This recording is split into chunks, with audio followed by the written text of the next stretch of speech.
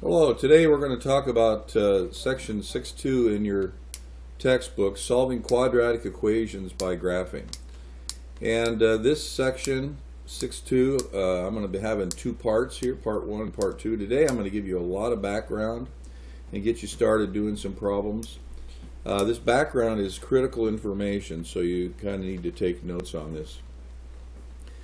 Alright, let's begin by talking about first of all, a quadratic equation is an equation where the x value is squared. Now here's the most degenerate, or the simplest form of that equation.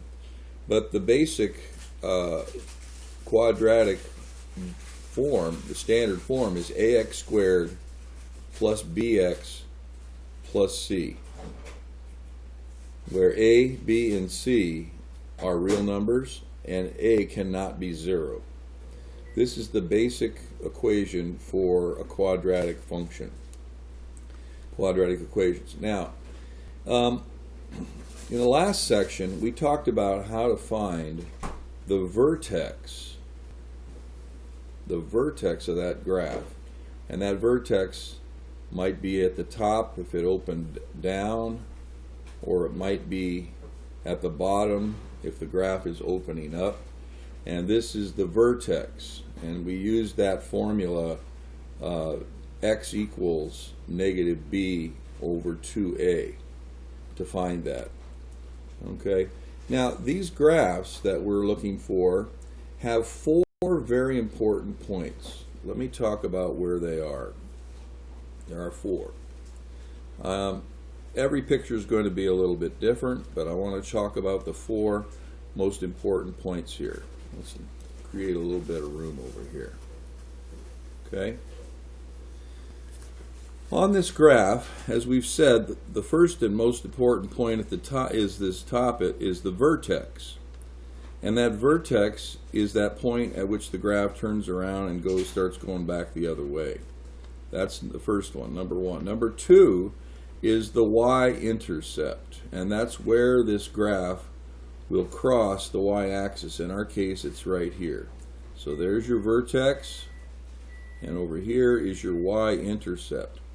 And the vertex is important because it helps us find the max or the min of the graph, and the y-intercept is important because it helps us find the initial amount, or where t is equal to 0. We need that point as well. The vertex we found is found by x equals negative b over 2a, and the y-intercept is found by letting, of course, x be equal to 0. So let's talk about that briefly here. Let's say we have the equation 2x squared minus 5x plus 3. And if we want to find the y-intercept, that's where t, or x, is equal to 0. It's equal to 0 right here. What would the y value be? Well, this is very easy to figure out, because if x is 0 in both of these places, we get 0 squared is 0 times 2 is 0. 0 times negative 5 is 0. And all we have left over here is this number at the end. And as it turns out, the y-intercept is very easy to find, because the y-intercept is simply c. c is your y-intercept. The y-intercept is c. So if x is 0, these are both going out, and the y-intercept is c. There's not much to talk about here, because the c is simply the number at the end. Now if you have an equation where there is no c, then of course c would have to be 0. So finding the vertex is found by this negative b over 2a, and finding the y-intercept is simply c. So those first 2 points are relatively easy to find, and they're important points. And so on the assignment we do, we're going to be asking you for all 4 of the important points, and the first 2 are the vertex and the y-intercept. Those are easy to find. The y-intercept is when x is equal to 0. Alright, there's 2 more points on this graph that are important, and they are these x-intercepts. I'm going to put that down here. Number 3 is your x intercepts. Actually, that's 3 and 4 because there's 2 of them. There will be, not always, but there will be, often, there will be 2 x-intercepts. So these are the 4 points, and you can see them in the graph that I have here. The vertex, the y-intercept, and these x-intercepts. And these x-intercepts are where y is equal to 0. Now we spend a lot of time talking about this because these x-intercepts have significant value in helping us to come up with solutions to all the myriad of problems that we get. So we're going to spend the rest of the time today just talking about these x-intercepts. So let me clear the board here and start again here. All right, the next piece of important background information is to know that these x-intercepts, these 2 points, sometimes there's only one, sometimes there's none, but these x-intercepts have 4 different names. And we want to talk about those names, and they will be used interchangeably. They mean some different things a little bit, but there are 4 names. And obviously the first one is the x-intercepts. The second one is what we call the roots, and we will talk about what that means exactly later. And in a sense, you can kind of think of it as the root of a tree. That's where those roots are anchored at the bottom usually. But they're those places where it's anchored to the ground. See, this, if we think of this as the ground, then these are the kind of like the roots of that. Another name for this is something called the zeros.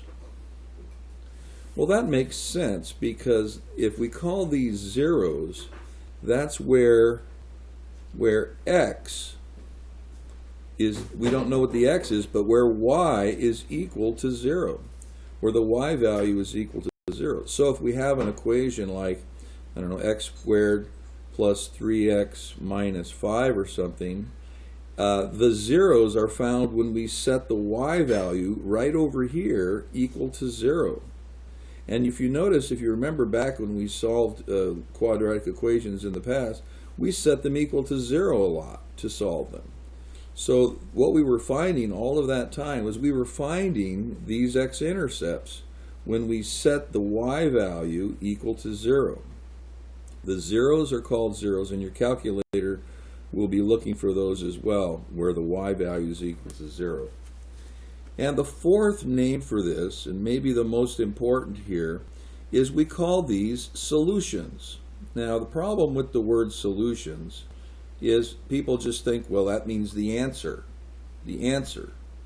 Well, notice up here in the description of this chapter, this is called solving. Solutions and solving are the same thing. When somebody says solve the quadratic equation, what they're asking for is these solutions, or zeros, or roots, or x-intercepts. So when somebody says solve this, you might think to yourself, well, they just want the answer. Well, that's true, but what they're looking for is which answer? They're looking for the answer of where are these x-intercepts, these roots, these zeros, also called the solutions. So when you see the word solutions or solving, you're looking for the x-intercepts. Please make a good hard note and write these down so you have these available for you in your notes. We are going to be solving quadratic equations in this section and in much of the rest of the chapter. And what we'll be doing all that time is looking for the zeros, the x-intercepts, the roots. They're all the same. And we'll be doing that by letting y equal 0.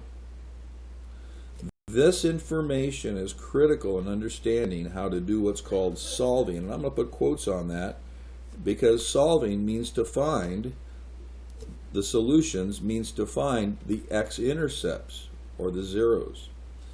So I know that word solution is deceptive because, again, people think that that just simply means find the answer. But it's more than that. It's finding those x-intercepts. So how are we going to do that? Well, let's take a look at it. All right. One of the things we need to talk about is how we are going to solve quadratic equations. Find those x-intercepts, those zeros, those roots. And as it turns out, there are 5 ways to do that. And we are going to seriously look at 4 of them. The 5th way is not very efficient, so we're not going to take much time to look at that.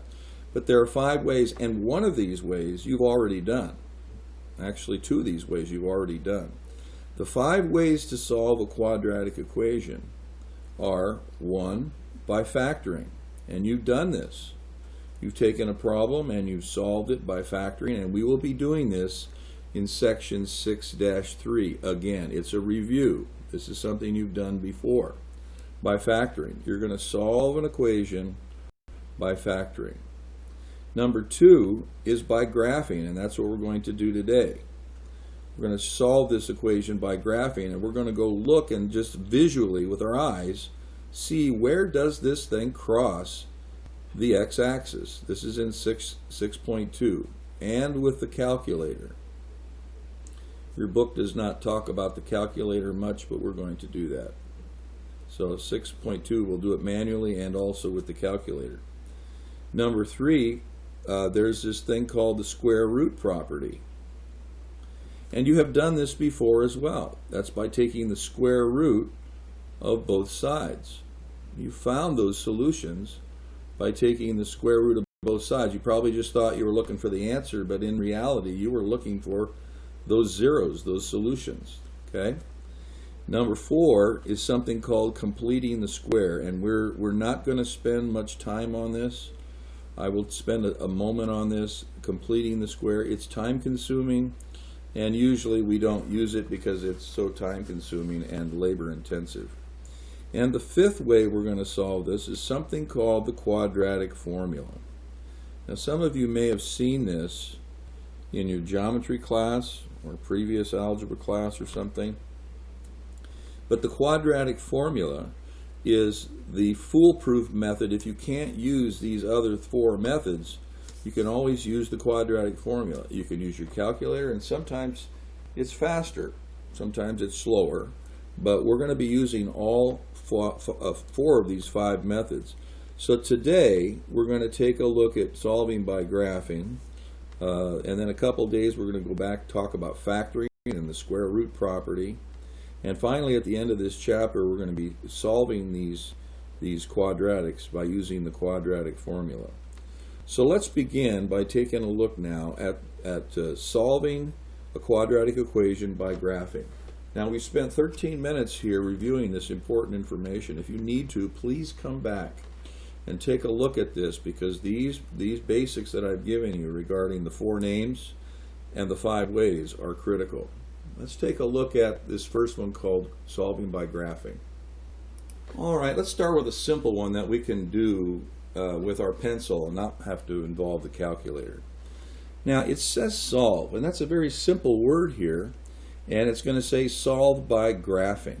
Well, the word solve here, now if you were paying attention in that last section, simply means asking the question, where are the x-intercepts, or the zeros, or the roots? That's what it's asking, is where are these spots? They're all the same. All 4 of these words are the same. The x-intercepts, the zeros, and the roots, they're all the same. Now you'll notice that this equation has been set equal to 0. That's an indicator that we're looking for the zeros, or the roots. The fact that it's set equal to 0. Now, we could try factoring this, but we're going to do it today by solving this by graphing. And to do that, we're going to use the information that we got in the last chapter about how to graph something, last section. So I'm going to begin by making a table, and I'm going to be looking for that vertex first so that I can make a table that's effective.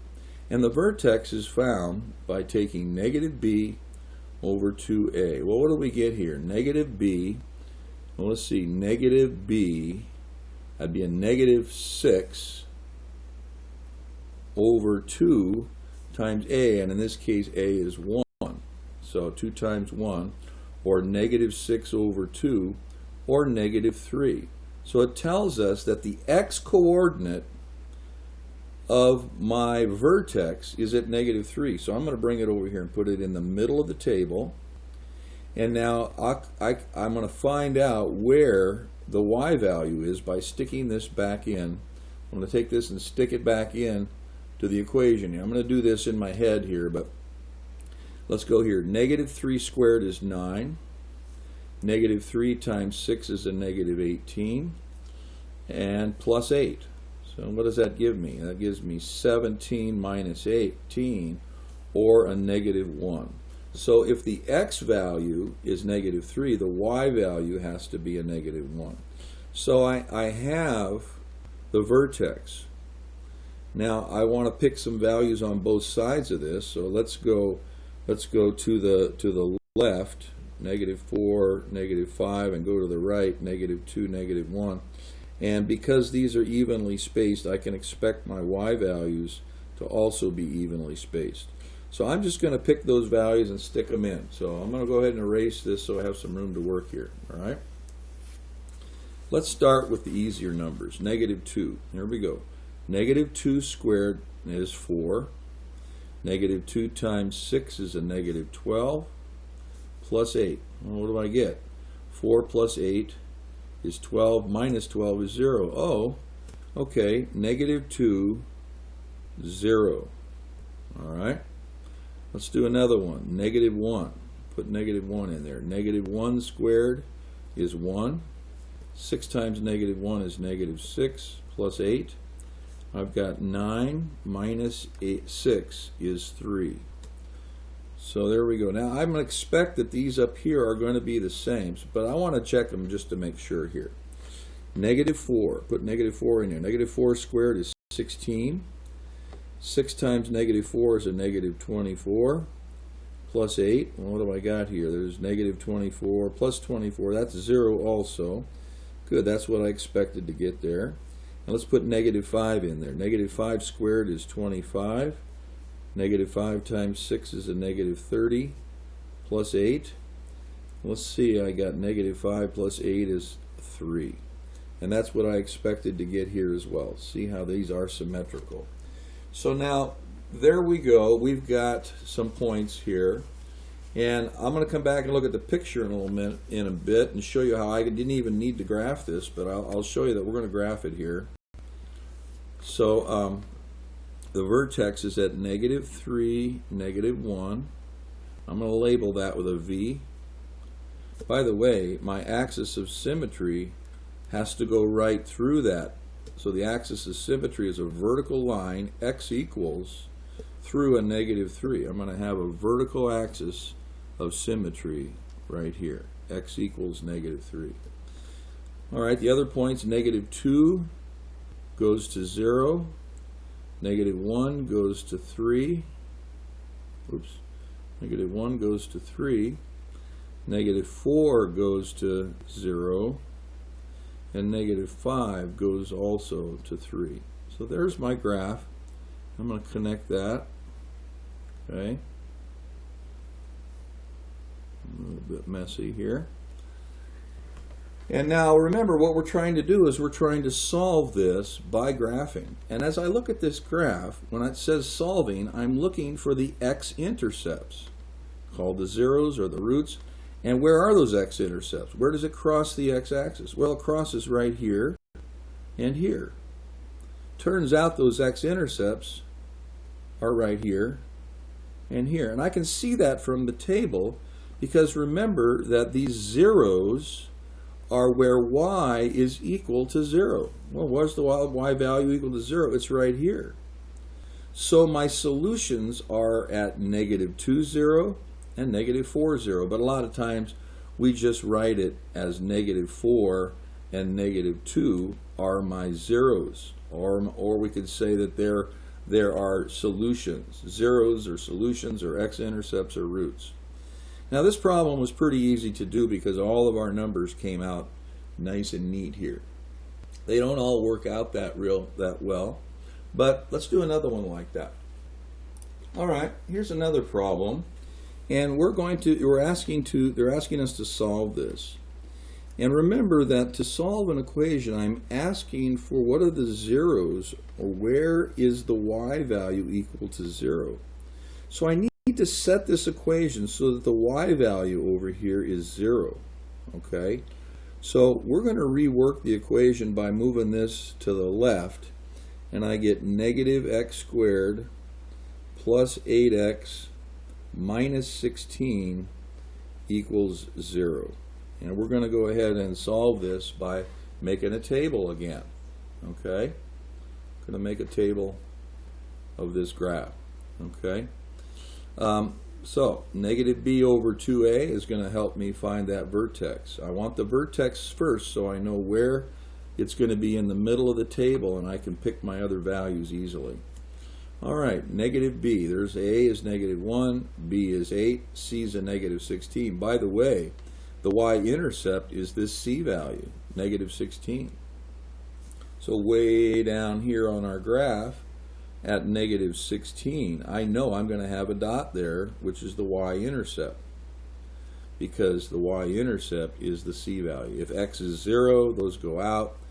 Y's got to be a negative 16. Now, let's go ahead and find the vertex. Negative b, negative 8, over 2 times a negative 1, or negative 8 over negative 2, or 4. So my vertex is at 4 something. Okay, well, let's go ahead and stick 4 in here and see what happens. Now remember, you got to square it before you apply the negative. 4 squared is 16. Made negative is a negative 16. 4 times 8 is 32. And minus 16. Well, 16 negative, 16 negative, that's negative 32 plus 32. Oh, it turns out to be 0. So my vertex is at 4, 0. So that's 1, 2, 3, 4, 0. Okay? Now let's go ahead and find some other points. Let's go to the left a little bit. How about 3, 2? Go to the right a little bit, 5, 6. And let's stick these values in here. Okay? Let's put 3 in there. 3 times 8 is 24. Whoops, I'm up here. Negative. Let's see, let's start again here. I guess I did that first one upside down, but it doesn't matter here. Negative. See, 3 squared is 9 times a negative is negative 9. 3 times 8 is 24. Minus 16. What do I get here? This is negative 25 plus 24 is a negative 1. So 3 goes to a negative 1. I'm going to expect 5 to do the same here. Let's put 2 in there. Let's do 2 first. 2 squared is 4. Made negative is a negative 4. 2 times 8 is 16. Minus 16. And that goes out. This is negative 4. So 2 produced a negative 4. Now, in the interest of speed here, I know that these other two are going to be the same, and I know that because my x values I picked were symmetrical. So this has got to be negative 4. This has to be negative 5. So let's plot these points. 3 goes to negative 1. 4 went to 0. 2 went to negative 4. 5 went to negative 1. And 6 went to negative 4. So there we go. It goes right here. And you can see that if we extend this down, it does eventually cross the y-axis at a predicted spot. Okay? So there we go. Now, remember, you're solving this. You're looking for the x-intercepts. Now, here's a situation where there is only one x-intercept because the vertex is right on the line, the x-axis here. The x-intercept is only one thing, and it happens to be at the vertex here. Now, sometimes this graph, the vertex will be sitting right on the x-axis, and that means that there's only one zero or only one root. Okay, only one x-intercept, only one solution. By the way, this can happen also if the graph happened to open up. Okay, it could sit on the x-axis, right there by the sit right on the vertex, or it could be hanging by the vertex on the x-axis. So sometimes the graph only has one root. That will happen. All right, let's look at a third situation here now. All right, let's go ahead and solve this one. And this one's already set equal to 0, so that confirms the fact that we're solving it. Solving means we're going to set it equal to 0. Okay, we're looking for the x-intercepts where the y value is 0. See here, y is equal to 0 here. All right, now let's make our table again, and let's go negative b over 2a. Well, that would be negative 6 over 2 times a negative 1, negative 6 over negative 2, which is 3. So making my table, the vertex is in the middle of the table at 3 something. All right, let's find out what that y value would be. Put 3 in here. 3 squared is 9. Make it negative. That's negative 9. 3 times 6 is 18. Minus 10. Negative 9 and negative 10 is negative 19. Plus 18 is a negative 1. So the vertex is at 3, negative 1. Let's pick some values. Let's go to the left a little bit. Go to the right a little bit. I'm going to pick this one here. Let's go 2. 2 squared is 4, made negative. 2 times 6 is 12, minus 10. What do I get? Negative 14 plus 12 is a negative 2. So this should be a negative 2. And because these were symmetrical, I'm expecting this one to also be negative 2. Let's put a 1 in there. 1 squared is 1, made negative is a negative 1. Again, remember, I'm squaring before I'm applying the negative here. 1 squared is 1, made negatives, and then 6 times 1 is 6, minus 10, and that's what, a negative 11 plus 6 is a negative 5. So I'm expecting this to also be a negative 5 here. Okay. Now let's go ahead and graph this. By the way, what is the y-intercept in this problem? You're right, it's right here. The y-intercept, if x is 0, which would normally be right up in there. If x is 0, y is negative 10. So you can quickly see the y-intercept. This is the y-intercept here. I got vertex and y-intercept. Now let's see what this looks like when we graph it. Okay? What do we got here? We got 3, negative 1. We got 2, negative 2. We got 1, negative 5.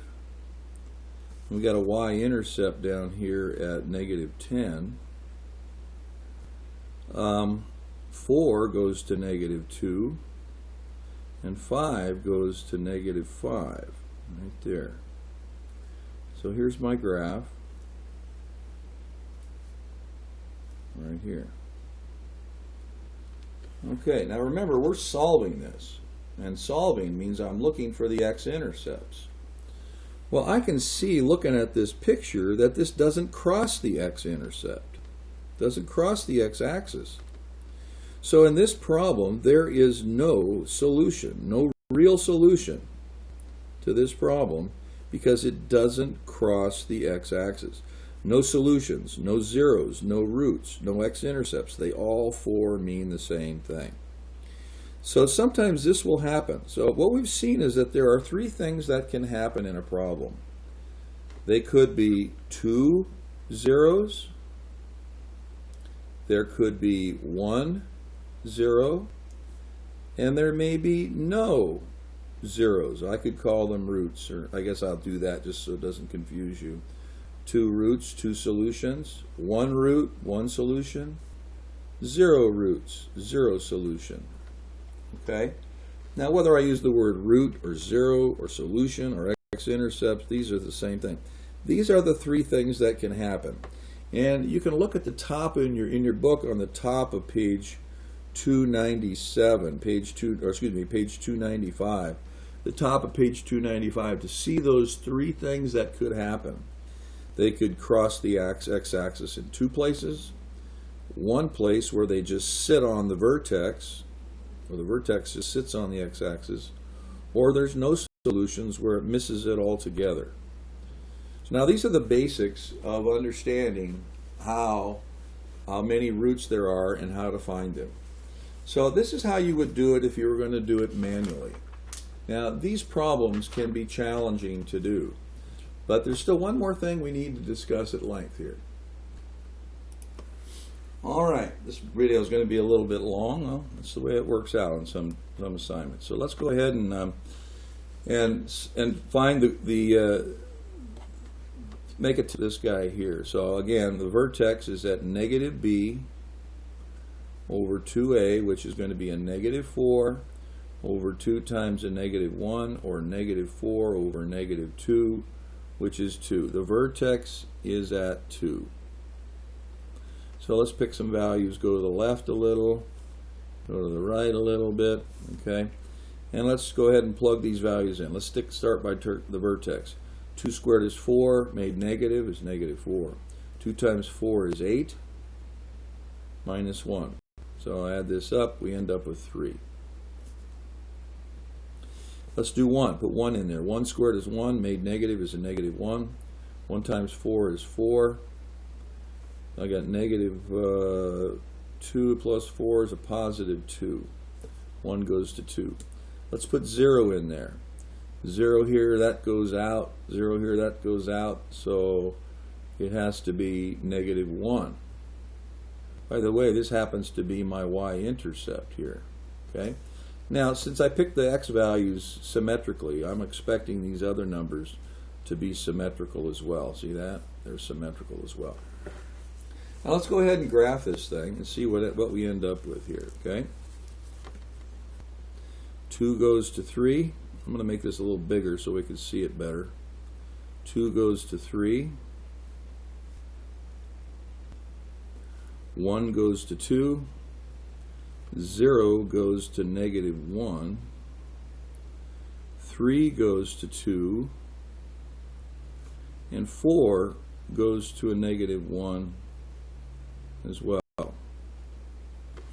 Now remember, we're solving this. We're looking for the x-intercepts.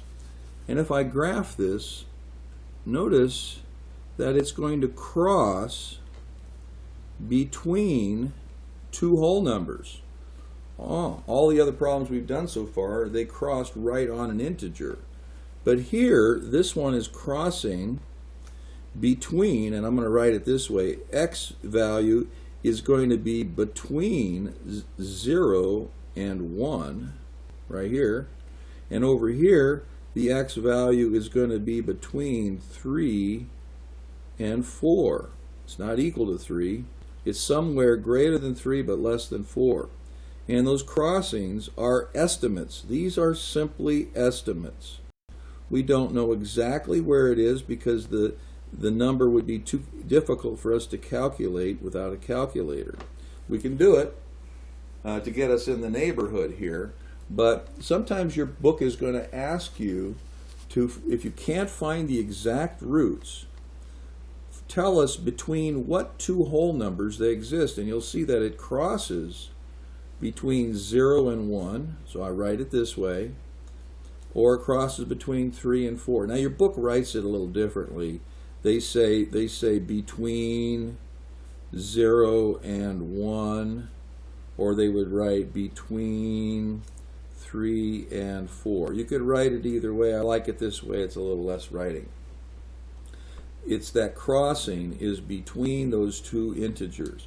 Let me read the instructions for those problems. It says, if exact roots cannot be found, state the consecutive integers between which the roots are located. So these roots are located between these two integers.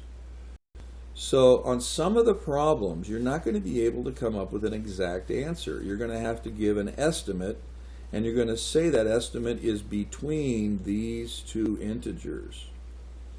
Now this is going to be a little challenge. You can check it out when you do the book to make sure you understand how that works.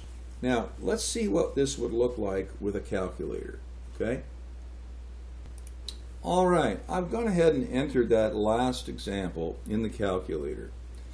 Now we know from looking at the problem earlier that this is not going to cross right on an integer. It's going to cross between two integers.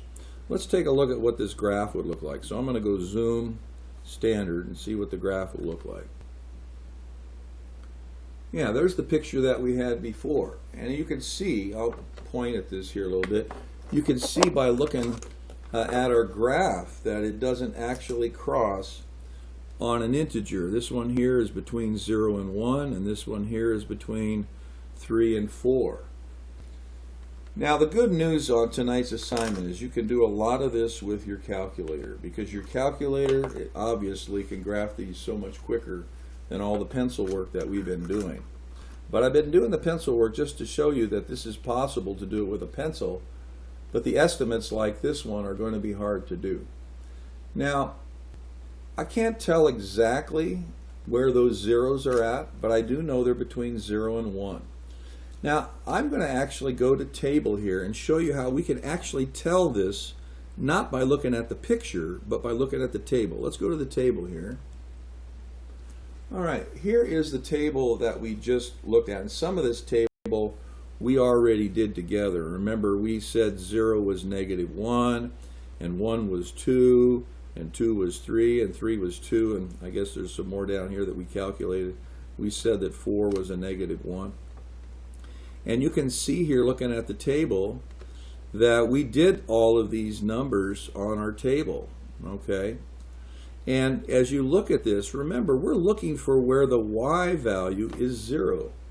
Well, I don't see 0 anywhere in the y column. But what I do see is change of sign.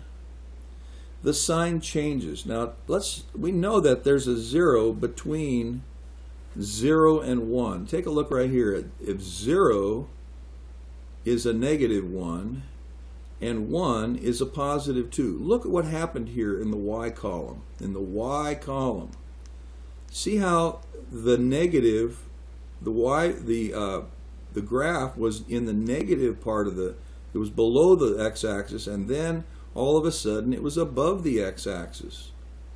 If it was below the x-axis here and above the x-axis, that means it must have crossed the x-axis right here, somewhere right here. So it crossed, now I'm looking at the x column, it crossed between 0 and 1, and that's what we just said. It crossed between 0 and 1. Well, where else in the y column did it change signs? Well, look down here. Positive, positive, positive, positive. Now it's negative. Oh, right here, it went from positive to negative. And when it went from positive to negative, we know that it must have crossed the x-axis right there. Well, where is that? Look over in the x column. It was between 3 and 4. Well, that's what we said, that it crossed between those spots. Now, if you look at your graph again, what's happening here is the graph is negative. Watch my pen here. Negative, negative, negative, negative, negative. All of a sudden, it's positive now. The y value is positive. Y is negative, y is negative, y is positive. The crossing must have occurred when it went from being a negative down here to being a positive up here. And then the same thing happened on the other side, where it went from being a positive and it turned into a negative. When it crossed from positive to negative, we know it must have crossed, and there must be a 0 in between those two integers. Well, that's right. It went between where x was 0 and x was 1, and between where x was 3 and where it was 4. There was a crossing right here.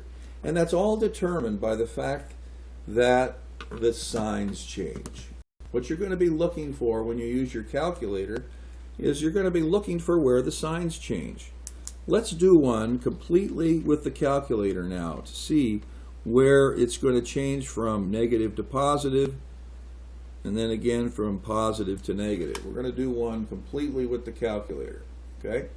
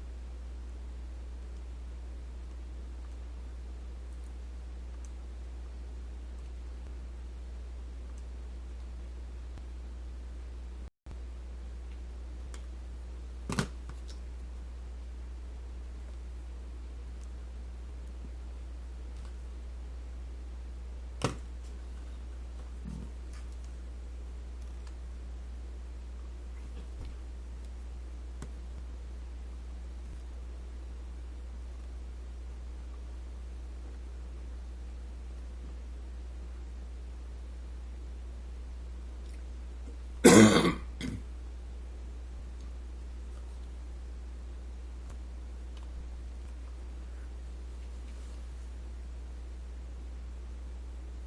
right, now we've all taken our time to get that done. Burned up a little bit of time on the video here, but let's go ahead and plot this on the graph. Okay, so I'm going to hit zoom, standard, and I get a parabola here. Now I can't see the bottom of it. I can't see the vertex down there, and if I wanted to see that vertex, I'd change the window. So I'm going to go ahead and change window here. Let's go down. If you remember right, we're going to go y minimum. Let's go down to, say, oh, I don't know, how about negative 15, and see if that will get us there, and graph it again. Oh, still can't quite see it. Let's go down a little bit farther. Window, y minimum, let's go to, say, negative 20. Graph it again. Now we don't need to do this because we're really just trying to find the solutions. But I'm in a good habit of going ahead and trying to find these all the points at the same time. So now looking at this, I can see lots of stuff going on here. There is the vertex down here, and I know that the y-intercept, if you recall, our y-intercept has to be the c value, negative 15. So look at your graph. Okay, you can see that the c value right there, negative 15, is where the y-intercept is. Now, we're trying to find these zeros. And it looks like this one on the right here, it looks like it's crossing at 1, 2, 3. But the graph may be a little bit inaccurate, or maybe actually a little bit, we're not close enough to it to see it. But we're going to check to see if that's true. So maybe it's at 3. I'm going to write that on my screen here, 3, question mark. Is it at 3? But we also can see that this one on the left here does not cross at an integer, but it crosses between negative 2 and 1. It crosses between negative 2 and a negative 1. Crossing between negative 2 and negative 1. Now, I want to verify that by looking at my table. So let me erase that and we'll go look at the table. All right, let's go look at tables. So I'm hitting second table. All right, let's take a look at what we see here from your table. Well, we notice that the y value is 0 right here. Okay. Well, remember the y value is where the x-intercept is, okay? So it is at 3. That's what we suspected, is that, so one of the zeros is at 3. One of the roots, one of the zeros, one of the solutions is at 3. And we also suspected that there was one between negative 2 and negative 1. I'm going to go up a little bit so you can see this a little bit better. Notice what's happening in the y column. It's very high. It's getting less high, it's coming down, the y value is coming down, and right here it went from a positive number to a negative number. Right here there must be a 0 in between negative 2 and negative 1. So that's how I'd write my answer, is that x is sandwiched between negative 2 and negative 1, right here. And x is also equal to 3. And we know that it's right at 3. Remember, when you're finding the zeros, you're finding what the x value is. Okay? So you look at the y column to see the change of sign, and then you have to look back at the x column to see your answer. Look at the y column to see where there's a change of sign, and then you look back at the x column to see where the answer is. So there's our solution, and you're going to write your answer just like I've got it written up there. Okay? So take some time to think about what happens here. Let me finish today with one little illustration. All right, just indulge me with this one little example here, and then I'll cut you loose on your homework. This idea of when did something cross the x-axis can be illustrated by thinking about corn. A farmer was noticed that his corn was 3 feet tall on May the 31st, and it was 5 feet tall on August the 1st. And if he asked himself the question, when would the corn be 4 feet tall? Well, it only stands to reason that the corn must have been 4 feet tall, either in June or in July. Isn't that true? If it's between these two, okay, it had to be 4 feet tall. And that's what we're doing with the zeros. Instead of talking about corn, when did it turn from positive to negative? Well, there must have been somewhere in here, there must have been a zero. If it was positive on May 31st and negative on August 1st, it must have been zeros somewhere in June or July. And vice versa, if it was negative on May 31st and positive on August 1st, when was it zero? Somewhere in between. And that's what we're finding out is just an estimate of when would that have been crossing the x-axis. All right, well, I'm going to give you your homework here and do some story problems for you on the next assignment. All right, so here's the next 2 assignments. I'll probably come back and work a story problem or 2 with you on the next video. The next video will be a lot shorter. So, number 38, page 297. You just do the odd ones here. You can check your answers in the back of the book. Use the table feature of your calculator to find zeros and to estimate those zeros. If you can't find exact whole numbers, you just estimate them with that. We will come back later and discuss how to find exact zeros, to find these strange zeros with your calculator. But for now, just give me the estimates. It's between these 2 numbers. And then number 39 is the same stuff, but some more problems, the even ones. I'll come back on the next assignment and do 42 to 46 with you to help you work through those word problems. Enjoy yourself.